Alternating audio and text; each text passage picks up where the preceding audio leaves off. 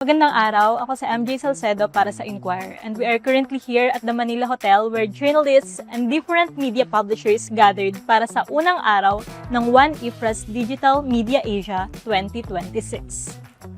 Ang Digital Media Asia or DMA ay isang two-day forum addressing revenue and technology issues in the media industry. Since its inception in Singapore in 2009, ito ang unang beses na gaganapin ng One IFRA ang DMA sa Pilipinas.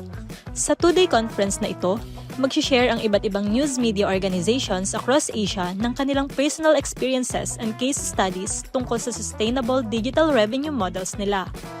Kasama sa mga topic sa event ay strategies for unlocking digital innovation, digital revenue via technology, data, and artificial intelligence, and navigating trust in the age of tech disruption.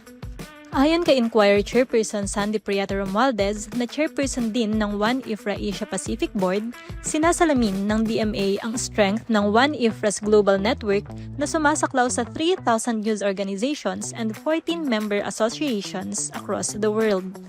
DMA 2026 brings together leaders and innovators from around the world, not just to share insights, but to share and inspire us to action. Speaking of change and the ability to transform, this is in many ways what leadership demands.